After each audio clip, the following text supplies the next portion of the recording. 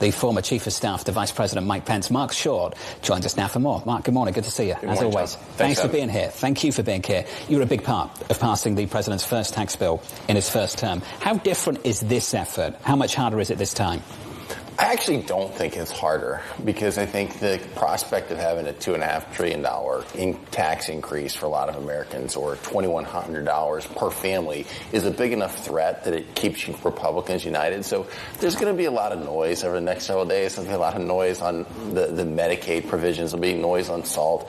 But I think ultimately there'll be sufficient votes in the House and the Senate to get it done. Can we get to the noise on SALT? And I'd love your personal opinion on this. What you think they should do that they aren't doing right now? Well, I think from a policy perspective, the SALT provisions are terrible. I think the reality is that you have middle America subsidizing blue states that are poorly run. And they have enormous deficits, and so they provide enormous deductions because their taxes are so high.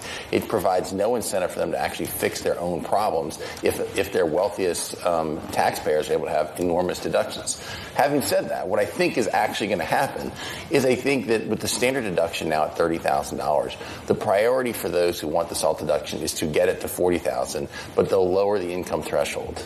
Now, how many people have income under $400,000 that are taking deductions of over $40,000? I think it's probably a pretty small number, but the realtor base, actually the lobby base, is more concerned about getting the deduction back. Because one of the provisions that we passed in 2017, prior to that, there were 31% of taxpayers itemized. Today, it's down to 9 or 10%.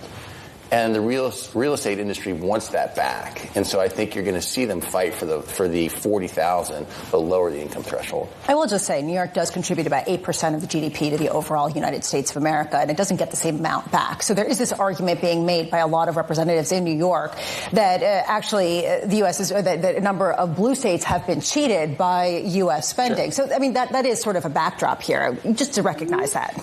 I think, Lisa, there's this argument go on a per capita basis, sure, but I think it's hard to argue that New York and federal cities aren't getting their fair share of federal dollars.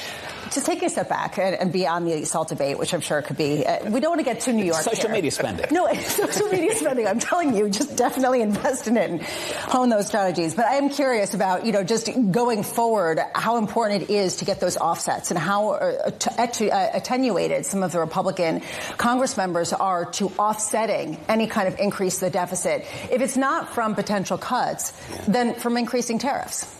Well, okay, those are two big different questions. I'm a little bit cynical on this, I confess to you.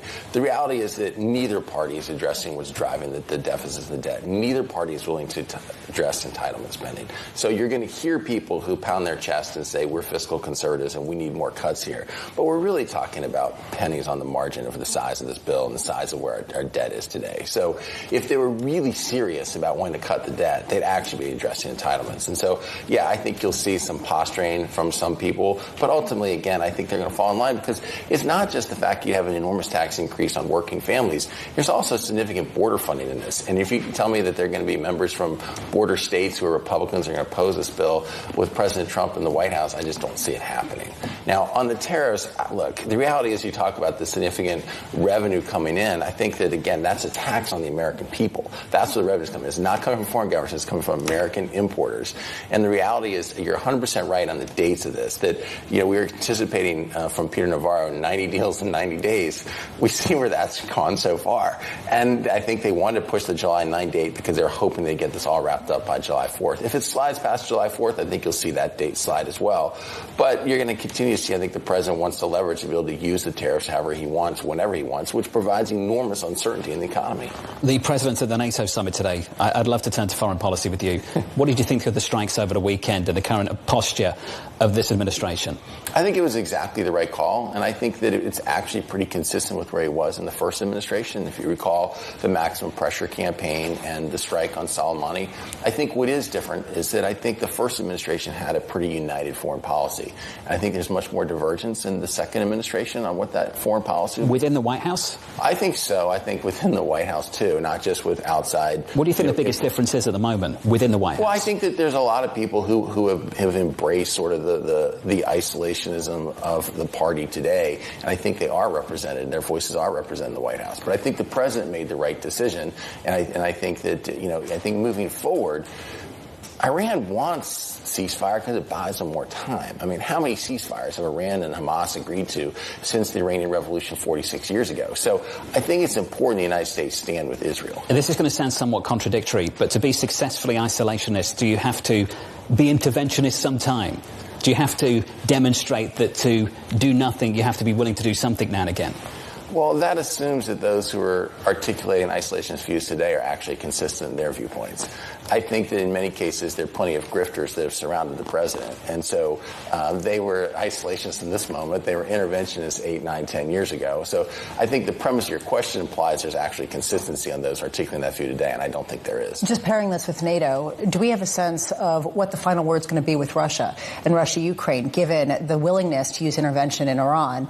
Is there a discussion around that and support for that in the case of Russia? I think that's one of the biggest, starkest differences between the first administration and the second administration. In the first administration, President Trump, would be very proud about having sent Javelin missiles and talked and ridiculed that Obama only sent blankets to Ukraine. There was plenty of, I think, deterrence against Russia that it seems this time around that is not that same position. And so I'm not sure that what happened in the Middle East and Iran actually applies to what's going to happen in Ukraine and Russia. It seems that this administration is not as supportive of Ukraine as the first Trump administration. Marc, what do you think changed? I think that there's several things that changed. I do think that there's a different personnel in the White House. I think that from where it was as far as the State Department, the National Security staff, and frankly the Vice President. I think those are big personnel changes that differ in this foreign policy views. Marc Short, appreciate your time. As always, good to see you. Thanks for being here. Really good to see you.